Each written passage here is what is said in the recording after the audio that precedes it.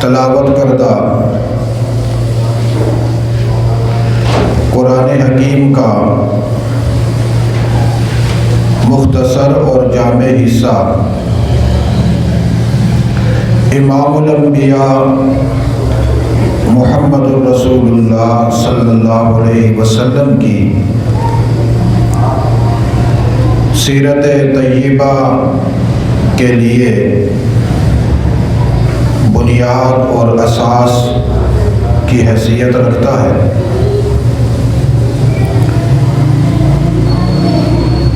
اسی عنوان کو تدریجاً آپ حضرات کے سامنے ہر جمعہ میں بیان کیا جاتا ہے۔ اسی تسلسل کے تناظر میں گزشتہ جمعہ جہاد کی فرضیت کا جو حکم سن 2 ہجری میں اللہ کی طرف سے نازل ہوا، اس کی بنیادی باتیں آپ حضرات کے سامنے بیان کی تھی۔ گزشتہ جمعہ جو بات بیان ہوئی تھی اس کا خلاصہ ان 2 لفظوں میں یہ ہے کہ اللہ نے صحابہ اکرام علیہم الرضوان پر ہونے والے ظلم کے بدلے میں جہاد کو فرض کیا، جس سے یہ بات ظاہر ہوئی تھی کہ مظلوم کی مظلومیت کا علاج صرف جہاد ہے۔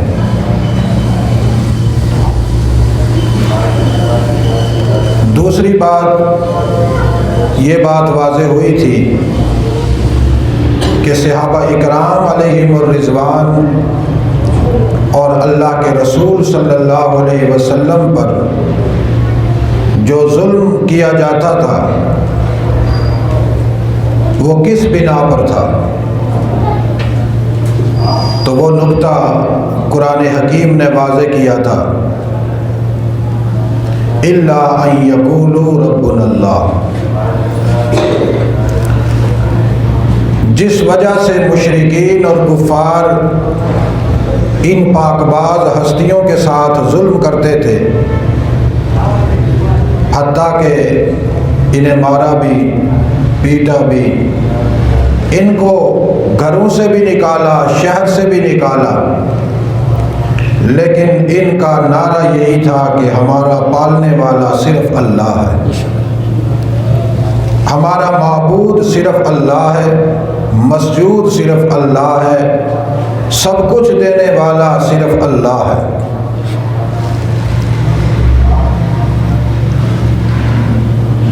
اس سے یہ بات مزید واضح ہوتی ہے کہ قیامت تک ہر اس مظلوم کی مظلومیت کا علاج جہاد میں ہے کہ جس مظلوم پر اللہ کے لیے ظلم کیا جاتا ہے۔ جو طبقہ، جو جماعت اللہ کے لیے لگی ہوئی ہے اور اس کا اعلان اور نعرہ اللہ کی بڑائی اور تکبیر، ربوبیت، معبودیت کا ہے، اس کے مد مقابل مشرکین کفار ہمیشہ رہیں گے، اور یہ کفار کا ظلم بھی رہے گا۔ البتہ مسلمانوں نے ظلم سے نکلنا ہے تو پھر وہ اللہ کے اس قانون پر عمل کریں گے کہ وہ اپنا آپ منوانے کے لیے اور اللہ کی توحید کی خاطر میدان میں اتریں گے، اللہ ان کی نصرت فرمائے گا۔ جو کہ اللہ کے نبی صلی اللہ علیہ وسلم کا فرمان عالی شان ہے کہ قیامت تک دو چیزیں باقی رہے گی، ایک نیت اور ایک جہاد، ولیکن جہاد و نیت۔ اللہ کے رسول نے فرمایا کہ قیامت تک ہر عمل کے ساتھ نیت باقی رہے گی، کوئی بھی عمل بغیر نیت کے وجود میں نہیں آئے گا، اس کا صحیح ہونا اور غلط ہونا نیت پر محمول ہوگا۔ اور نمبر دو، قیامت تک جہاد قائم رہے گا، جہاد باقی رہے گا، اس لیے کہ قیامت اس وقت تک نہیں آ سکتی جب تک زمین پر اللہ کی توحید کا قائل ایک فرد بھی موجود ہے۔ یہ جو ذکر اللہ کی فضیلتیں میں نے آپ کے سامنے بیان کی تھی، وہاں یہ حدیث گزری تھی کہ اللہ کے رسول صلی اللہ علیہ وسلم نے فرمایا اس وقت تک قیامت قائم نہیں ہوگی جب تک اس زمین پر کہنے والا ایک بھی موجود ہے اللہ اللہ اللہ، یعنی ایک موحد بھی موجود ہے، اللہ اللہ کہنے والا، قیامت نہیں آئے گی۔ اور یہ بھی قانون ہے کہ جہاں اللہ اللہ کہنے والا ہوگا اس کے مد مقابل مشرکین اور کفار برسرے بیکار ہوں گے۔ لہذا باہم یہ تقابل، یہ تنازع، یہ جنگ، یہ جدل، یہ جدال، یہ قتال، یہ اسی طرح قائم رہے گا جو روز اول سے مسلمانان اسلام صحابہ اکرام علیہم الرضوان کے ساتھ پیش آیا۔ اسی لیے اللہ کے رسول صلی اللہ علیہ وسلم نے ایک مختصر جملے میں مسلمانوں کو متنبہ کیا اور باخبر کیا کہ اگر تمہاری زندگی سے جہاد اور قتال ختم ہو گیا تو پھر ذلت کو اپنی قسمت سمجھ لینا۔ اذا ترکتم الجہاد فسلط اللہ علیکم الذلہ، جب تم اپنے اس مقدس عمل کو چھوڑ دو گے تو پھر ذلت تمہارا مقدر ہوگی، جہاں مرضی ہو ذلیل ہو کر زندگی گزارو، لیکن اگر باعزت باوقار زندگی چاہتے ہو تو پھر تمہیں اپنے آپ کو مجاہد بنا کر رکھنا پڑے گا، جہاں پر بھی جب بھی ضرورت پڑے تمہیں میدان کارزار میں اپنا آپ کو اتارنا پڑے گا۔ خلاصہ یہ نکلا اس بات کا کہ اللہ نے مسلمانوں کے ظلم کے بدلے میں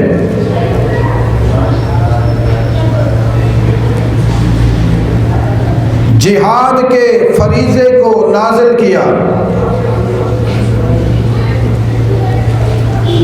اور ساتھ ہی ساتھ زمینی سروے بھی بیان کیا۔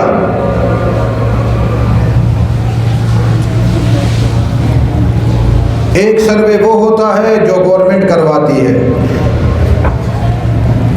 ایک سروے وہ ہوتا ہے جو خود عوام الناس میں سے کوئی پرائیویٹ محکمہ کرواتا ہے،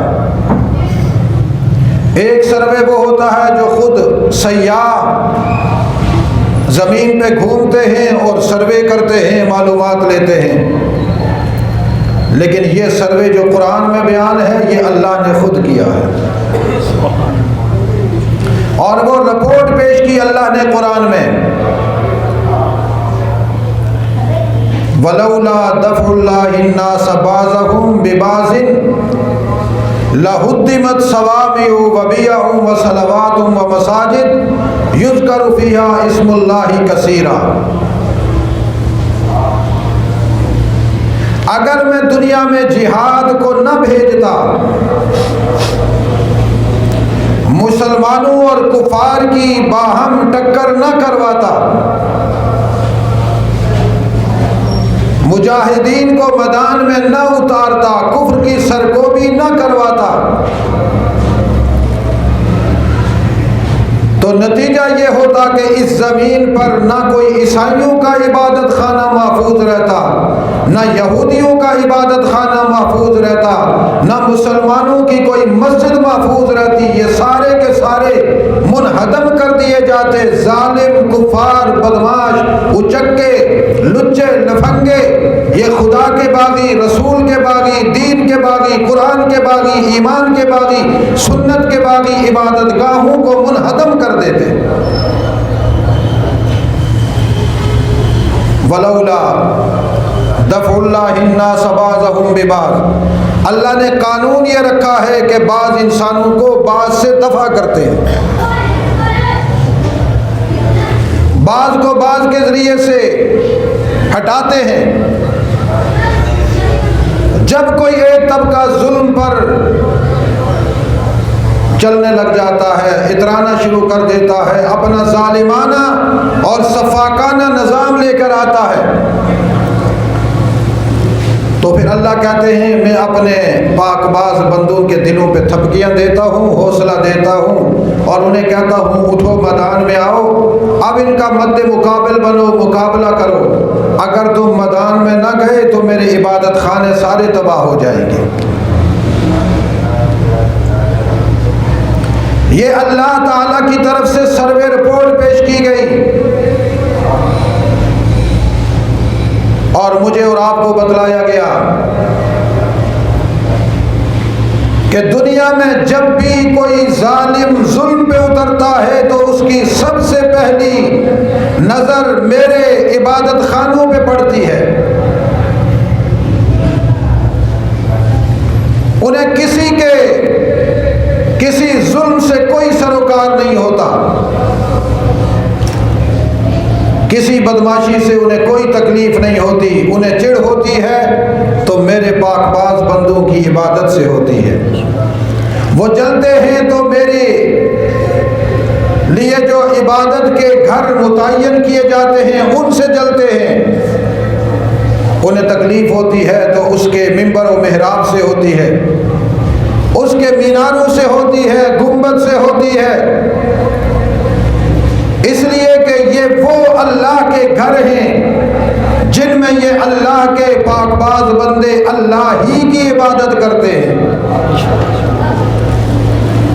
چونکہ بنیادی طور پر تو یہ اللہ کے دشمن ہیں، یہ رب اللہ کے دشمن ہیں، اور رب اللہ کا نعرہ لگتا ہے تو وہ عبادت خانوں سے لگتا ہے۔ عیسائی جب صحیح مذہب پر تھے تو ان کے عبادت خانوں سے نعرہ لگتا تھا نعرہ تکبیر کا۔ یہودی جب صحیح مذہب پر تھے، شرک میں مبتلا نہیں ہوئے تھے، وہاں پر بھی اللہ کی توحید کا نعرہ لگتا تھا، چونکہ آسمانی ساری کتابیں اللہ کی توحید پر متفق ہیں۔ اور قرآن پاک نے اہل کتاب کو دعوت بھی اسی اسلوب پہ دی ہے، یا اہل الکتاب تعالوا الی کلمۃ سواء بیننا وبینکم، آؤ ہمارے سامنے بیٹھو، نقطہ اشتراک پہ گفتگو کرتے ہیں۔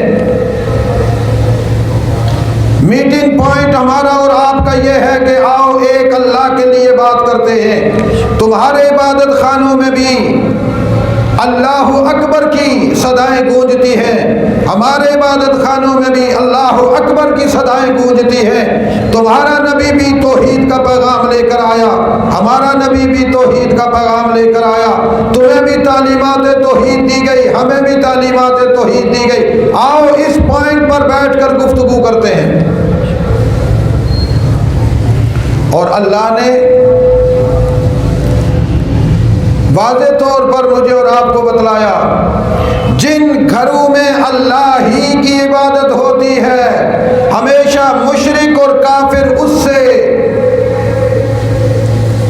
دیکھ کر تکلیف میں مبتلا ہوتا ہے. پھر وہ کہتا ہے ایسا کرو ان کے عبادت خانوں کو نشانہ بناؤ، نہ رہے بانس نہ بجے بانسری، نہ رہے مسجد، نہ رہے کوئی سجدہ کرنے والا، نہ رہے کوئی معبد خانہ، نہ کوئی عابد رہے، نہ کوئی عبادت خانہ، نہ کوئی عبادت کرنے والا عابد رہے. اکھیڑ دو ان کو. اور تاریخ گواہ ہے جب بھی کسی ظالم نے اللہ کے گھر کو نشانہ بنانے کا ارادہ کیا اللہ نے ان ظالموں کو اسی جگہ پر تباہ و برباد کیا. اسلام کے آنے سے پہلے بھی، اسلام کے آنے کے بعد بھی، جب بھی کسی ظالم حکمران نے، کسی طاقت والے نے اللہ کے گھر کی طرف نگاہ اٹھا کر دیکھا تو اللہ نے اپنے پاک باز بندوں کے ذریعے سے اس کو گرا کر رکھ دیا. اپنے زمانے کا اور اپنی تاریخ کا ایک بہت بڑا ظالم بادشاہ ابرہہ، اس وقت کا سپر طاقت کا اعلان کرنے والا، اپنی تمام ٹیکنالوجی لے کر بیت اللہ پر حملہ آور ہونے آیا. تو اللہ نے جب دیکھا کہ مکہ والے تو بزدل ہیں، مشرک ہیں، غیر اللہ پر ان کا دل دماغ بیٹھا ہوا ہے، یہ میرے لیے نہیں لڑ سکتے، اللہ نے کہا تم اپنے راستے پہ چلو جہاں چلتے ہو، بیت اللہ میرا ہے، میں خود تحفظ کروں گا. سبحان اللہ، سبحان اللہ. آواز دی آ جاؤ میرے پرندوں، چھوٹے چھوٹے، چیل نہیں، کوا نہیں، شاہین نہیں، بڑے پرندے نہیں، چھوٹے پرندے. ہمارے یہاں مشہور ہے کہ یہ جو گھروں میں آ کر گھونسلہ بناتی ہے نا چڑیا، یہ میں کہتا ہوں یہ بھی نہیں، اس سے بھی چھوٹی ایک چڑیا تھی، چونکہ ابابیل پرندے کا نام نہیں ہے جو قرآن میں آیا ہے، طیرن علیہم ابابیل. ابابیل کہتے ہیں پرندوں کے چھوٹے چھوٹے جھرمٹ کو، چھوٹے چھوٹے گروہ. وہ پرندے آئے چھوٹے چھوٹے، اوپر سے دیکھنے لگے بڑے بڑے ہاتھیوں کو، تو کہنے لگے اللہ سے، اللہ ہم چھوٹے چھوٹے ہیں، یہ بڑے بڑے ہیں، کیسے ماریں گے؟ اللہ نے کہا مارنا تمہارا کام، ان کو مارنا میرا کام. یہ جو تم اپنے چونچوں میں چھوٹی چھوٹی کنکریاں لے کر آئے ہو، ان کو ایٹم بم بنانا میرا کام ہے، چھوڑو. اوپر سے چڑیا آئی چو چو کرتی، یوں چھوڑا. اللہ نے ان ہاتھیوں کے اوپر سوار ہونے والے ظالموں کے سروں سے داخل کیا اور ہاتھیوں کے پیٹ سے نکالتا ہوا زمین تک لے گیا. آج تک وہ ہاتھی پتھر بنے ہوئے ہیں، بیت اللہ کی طرف نہ بڑھ سکے. یہ وادی فیل میں جا کر کوئی دیکھے، وہ ہاتھی پتھر بنے ہوئے میں نے دیکھے. کیوں؟ اللہ نے کہا کہ میرا قانون یہ ہے کہ میں اپنی عزت پہ حرف نہیں آنے دیتا. یہ عبادت خانے میری عزت ہے. آپ پاکستان کا سروے کر لیں، پاکستان کے جس حکمران نے مسجد مدرسے کو نشانہ بنایا، رات کو فیصلہ کیا، صبح نہیں ملا، اقتدار سے اٹھا دیا گیا. کہیں اسمبلیاں ٹوٹی، کہیں اوورٹیک ہوا، کہیں کوئی اور فیصلہ ہوا، پتہ ہی نہیں چلا. پتہ چلا کہ رات کو حکمران تھے، صبح جیل میں پہنچے ہوئے ہیں. یہ اللہ کا قانون ہے. وَلَوْلَا دَفْعُ اللَّهِ النَّاسَ بَعْضَهُم بِبَعْضٍ، جب کوئی انسان میری عبادت خانوں کو اور میرے پاک باز بندوں کی طرف نگاہ اٹھا کر آتا ہے تو پھر میں نے اپنے قانون کو حرکت دینا شروع کر دینی ہوتی ہے۔ اعلان ہوتا ہے اٹھ جاؤ، اور اگر میرے بندے جہاد کی غرض سے نہ بھی اٹھیں، میں انہی میں سے کسی دوسرے کو اٹھا لیتا ہوں اور پھر ان کے مد مقابل لا کر انہیں گرا دیتا ہوں اور اپنے گھروں کو بچا لیتا ہوں۔ ولولا دفع اللہ الناس بعضهم ببعض، میں انسانوں میں سے ہی دوسرے انسانوں کو اٹھا کر ان کو ہٹا دیتا ہوں۔ مسجدوں میں عبادت کرنے والے عبادت گزارو، ذرا میرے قانون کو بھی تو دیکھو۔ تم تو اس کو صرف مسجد سمجھ کر اپنے آپ کو تسلی دیتے ہو، یہ بھی سمجھو کہ یہ گھر کس کا ہے، مسجد کس کا گھر ہے؟ اونچا بولو۔ اگر ابھی آپ کو کہا جائے کہ سب کو ہم وزیر اعظم ہاؤس لے چلیں گے، تیار ہو؟ مجھے ایک چٹ مل جائے کہ اپنے نمازیوں کو لے کر وزیر اعظم ہاؤس آ جاؤ، چلیں گے؟ کیوں نہیں چلیں گے؟ میں لے جاؤں گا، نہیں چلیں گے؟ لیکن وہاں آپ کو لے کے پہنچوں تو سب سے پہلے آپ دیکھیں گے کہ یہاں کا قانون کیا ہے، کس حلیے میں وزیر اعظم ہاؤس میں داخل ہوا جاتا ہے، کس انداز سے داخل ہوا جاتا ہے، یا ویسے ہی داخل ہو جائیں گے؟ میں کہوں گا نا ابھی چلنا، آپ نے کہا نہیں ابھی تھوڑا سا ٹھہرے، ہمیں آدھا گھنٹہ ٹائم دے، ابھی ہم نے تیاری کرنی ہے، کپڑے بدلنے ہیں، سرما لگانا ہے، جوتے پہننے ہیں۔ وہ کس طریقے سے کیسے تیار ہو کر آئے؟ وزیر اعظم ہاؤس جانا ہے، فوراً خوف طاری ہو جاتا، وزیر اعظم ہاؤس۔ پھر وہاں بندہ جاتا ہے اور اس کے کندھوں کا بھی ایک سٹائل، ہاتھوں کا بھی سٹائل، گردن کا بھی سٹائل، وہاں جا کر بیٹھتا ہے تو تب بھی ایک انداز، جی عام جگہ تو نہیں ہے نا، وزیر اعظم ہاؤس میں بیٹھے ہیں۔ اور اللہ کا گھر، مسجد کس کا گھر ہے؟ اللہ کا۔ تو پھر گھر سے آتے ہوئے سوچنا چاہیے نا کہاں جا رہے ہیں، وہاں کے آداب کیا ہیں، وہاں کا قانون کیا ہے، کس طرح خدا کے گھر میں داخل ہونا ہوتا ہے، سب سے پہلے دروازے پہ جا کر کون سی دعا پڑھنی ہوتی ہے، پاؤں کیسے اندر داخل رکھنا ہوتا ہے، اندر جا کر کس طرح چلنا ہوتا ہے، بیٹھنا کیسے ہوتا ہے، لباس کیسے ہوتا ہے، وضع قضا کیسے ہوتی ہے، ظاہری حلیہ کیسا ہوتا ہے، دل کی کیفیت کیسے ہوتی ہے، یا ویسے ہی سر اٹھا کر آ گیا آدمی۔ یاد رکھیے گا، دجالی طاقتوں نے مسلمانوں کے دماغوں پہ قبضہ کر لیا ہے اور انہیں بے ادب بنا لیا۔ انہیں معلوم ہے کہ بے ادب کا کوئی مقام نہیں ہے، چاہے وہ کتنا ہی بڑا عبادت گزار کیوں نہ ہو، بے ادب ہوگا خدا کے دربار سے دھتکار دیا جائے گا۔ تو وہ کہتے ہیں چلو تم عبادت تو نہ چھوڑو، لیکن کم از کم بے ادب ہو کر جاؤ، خدا بھی تمہیں دھتکار دے۔ وہ دلائل لے کر آتے ہیں، وہ آپ کو قرآنی آیات پڑھ کے سنائیں گے، احادیث پڑھ کے سنائیں گے، اور آپ کہیں گے جی وہ تو قرآن اور حدیث پڑھتا ہے، حالانکہ اس کا قرآن اور حدیث سے دور کا بھی تعلق نہیں۔ وہ جو قرآن حدیث پڑھ رہا ہے اس کا قرآن حدیث سے وہ میرا ذخیرہ لے کر تمہارے دلوں پہ طاغوتی افکار غالب کرنا چاہتا ہے، تمہیں بے ادب کرنا چاہتا ہے۔ اور سرکار دو عالم صلی اللہ علیہ وسلم نے انسانوں کو با ادب بنایا ہے۔ کیا بنایا ہے؟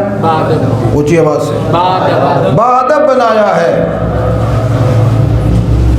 اور حضور نے اعلان کیا الدین کلہ ادب، یہ جتنا دین میں چھوڑ کر جا رہا ہوں یہ سب تمہیں ادب سکھلاتا ہے، بے شک بے شک بے شک، قدم قدم پہ تمہیں ادب سکھلاتا ہے، ہر پہلو میں تمہیں ادب سکھلاتا ہے۔ با ادب بن کر رہو، با مراد بن جاؤ گے، بے شک بے شک، اور بے ادب بے مراد، یہ محاورہ سنا ہے نا، ضرب المثل، یہ ضرب المثل جو آپ نے سنا ہوگا، با ادب با مراد، بے ادب بے مراد، مسجد میں آیا با ادب ہو کر مراد پا کر گیا، سبحان اللہ، مسجد میں آیا بے ادب ہو کر بے مراد گیا۔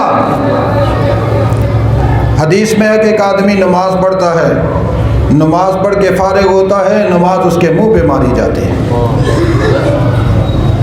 یہ کس کی نماز ہے؟ بے ادب، بے ادب، آپ بتاؤ کس کی نماز بے ہے؟ ادب، بے ادب، بے ادب کی۔ بے ادب، اللہ کہتا ہے مجھے تمہاری نمازوں کی ضرورت نہیں، میں تمہارے ادب کو دیکھتا ہوں کتنے باادب ہو کر آتے ہیں۔ سبحان اللہ، تم میری تکبیر نہیں بیان کرو گے، زمین کا ذرہ ذرہ میری تکبیر بیان کرتا ہے۔ سبحان اللہ، بے شک، میں تو تمہیں باادب دیکھنا چاہتا ہوں، باادب ہو کر آؤ، مرادیں پا کر جاؤ، میں تمہیں تمہاری عبادت کے بدلے میں کامیاب کرنا چاہتا ہوں۔ سبحان اللہ، سبحان اللہ،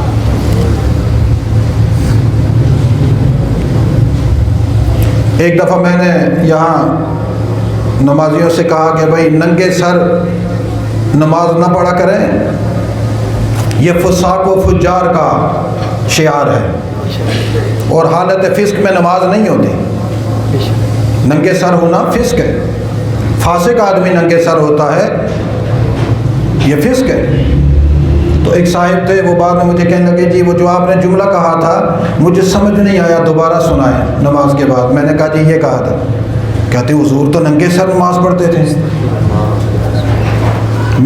مجھے آگ لگ گئی، اتنی بڑی تہمت نبی اکرم پر، اتنا بڑا الزام امام الانبیاء پر، صحابہ بھی ننگے سر نماز پڑھتے تھے۔ میں نے کہا مسٹر بروزن سسٹر ذرا بتلا کس روایت میں تو نے دیکھا ہے کہ حضور اور صحابہ نے ننگے نمازیں پڑھی؟ کہتے بتیری روایات ہیں۔ میں نے کہا لے آؤ۔ دوسرے دن اتنا سا کاغذ لے کر آیا، اس پہ لکھا ہوا ابو ہریرہ فرماتے ہیں کہ ہمارے پاس صرف 2 چادریں ہوتی تھی، ہم وہ لپیٹ کر نمازیں پڑھتے تھے۔ میں نے کہا تو یہاں کہاں لکھا ننگے سر نماز پڑھتے تھے؟ یہ تو کتاب اللباس کی حدیث ہے، حالت عذر کی ہے، حالت فقر کی ہے۔ جب حضور علیہ السلام کے صحابہ اکرام غریب تھے، ان کے پاس صرف 2 ہی چادریں تھیں، جتنا کپڑا میسر تھا اتنے میں نماز پڑھتے تھے۔ یہاں ننگے سر کا ذکر کہاں سے آیا؟ کہتے دیکھیں 2 چادریں ہوں گی تو وہ سر پہ تو نہیں رکھیں گے نا، ایک سے ٹانگیں لپیٹیں گے، ایک سے باقی جسم۔ تو میں نے اسے کہا، میں نے کہا بے وقوف آدمی، تجھے کیا پتا جس کے پاس کپڑے پورے نہیں ہیں ٹوپی ہے یا نہیں ہے؟ پہلی بات اس پر استدلال ہی ممکن نہیں۔ نمبر 2، اگر تیرا استدلال مان بھی لیں تو یہ تو حدیث بتلا رہی ہے حالت عذر میں کہ سر پہ رکھنے کے لیے کوئی کپڑا نہیں تھا، 2 ہی چادریں تھی، ایک ازار کے طور پر اور ایک قمیص کے طور پر استعمال ہوئی۔ حالت عذر میں کوئی بھی آدمی ہو جس کے پاس لباس نہ ہو، اگر ننگے سر نماز پڑھے گا نماز ہو جائے گی۔ اب یہ فاسق نہیں ہے، یہ معذور ہے۔ بے شک، بات تو ہو رہی ہے جس کے پاس گھر میں سارا کچھ موجود ہے ان کی، تو چپ ہو گیا۔ میں نے کہا جس یہودی نے تجھے یہ کاغذ لکھ کر دیے ہیں نا اس کو لے کر آ میرے سامنے، میں ذرا اس کو دن میں تارے دکھاؤں، تو بیچارہ فقیر ہے، تجھے تو پتہ ہی نہیں ہے۔ صحیح، جس نے حدیث کی کتابیں کھول کر دیکھی ہوں وہ لے کر آئے۔ اس لیے میرے عزیز دوستو، یہ جو طاغوتی اور سیہونی گنڈے اتنی بڑی بڑی داڑیاں رکھی ہوئی ہیں انہوں نے، وہ آپ کو بے ادبی سکھلا رہے ہیں۔ بے ادب مت بننا، باادب بننا۔ کیا بننا ہے؟ اونچی آواز سے باادب بننا۔ ہم باادب ہیں، ہم بے ادب نہیں ہیں۔ ہوگا کوئی بے ادب جو ہوگا ہمارے پاس آؤ گے ہم ہمیشہ باادب ہوں گے، اور دنیا میں سب سے بڑا ادب اللہ کا، اللہ کے بعد رسول اللہ کا، کہو صلی اللہ علیہ وسلم۔ اور پتہ ہے حضور کا ادب کیا ہے؟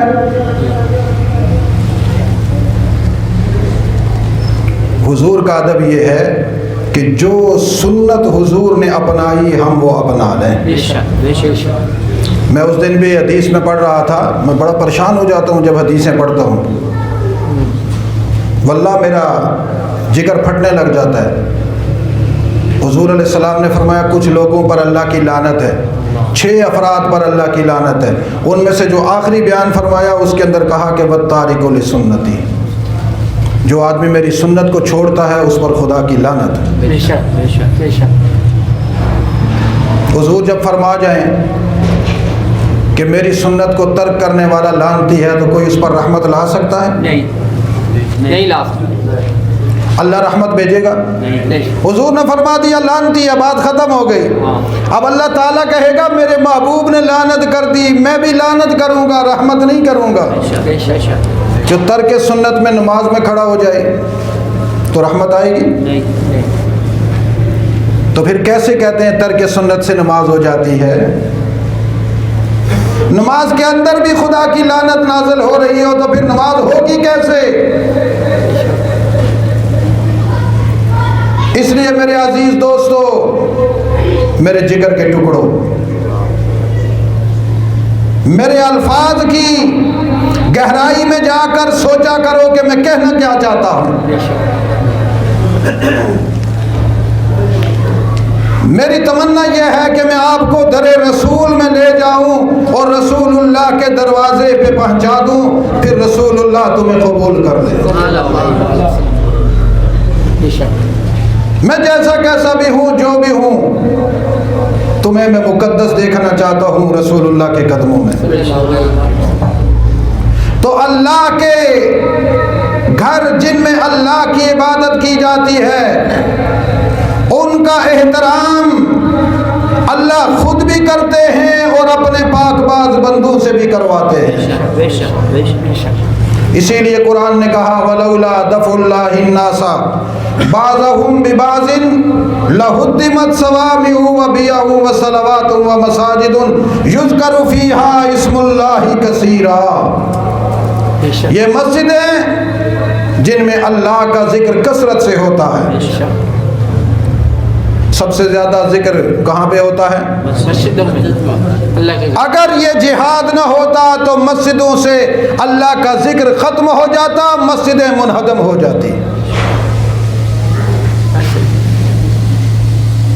تو اللہ نے کہا کہ میں اپنے گھر کی حفاظت کرنا بھی جانتا ہوں، اپنے پاک باز بندوں سے کرواتا ہوں۔ سبحان اللہ، بے شک۔ اس لیے اللہ نے جہاد کی غرض بیان کر دی بے شک کہ میں نے جہاد اس لیے فرض کیا کہ میں اپنے گھروں کی حفاظت کروانا چاہتا ہوں۔ اور اگلا جملہ وَلَيَنْصُرَنَّ اللَّهُ مَن يَنْصُرُهُ، اس کی تشریح میں انشاءاللہ اگلے جمعے کروں گا، میں صرف یہاں ترجمہ کر کے بات ختم کرتا ہوں۔ اگلا جملہ اللہ نے کہا کہ جو بھی بندہ میدان جہاد میں اترے اس کا مقصد صرف یہ ہو کہ اللہ کا مددگار بن کر آیا۔ کیا مقصد ہونا چاہیے؟ وَلَيَنْصُرَنَّ اللَّهُ مَن يَنْصُرُهُ، اللہ اس آدمی کی ضرور مدد کرتا ہے جو اللہ کی مدد کرتا ہے۔ بے شک بے شک۔ مجھ سے اور آپ سے اللہ یہ چاہتے ہیں کہ یہ میرے مددگار بنے۔ اللہ محتاج ہے؟ کمزور ہے؟ ڈرتا ہے کسی سے؟ فوج کا محتاج ہے؟ تو پھر کیوں کہا وَلَيَنْصُرَنَّ اللَّهُ مَن يَنْصُرُهُ؟ ہاں دیکھیں نا بابا جی نے کتنی زبردست بات کی، کہا کہ تم اپنے آپ کو ٹھیک کر لو،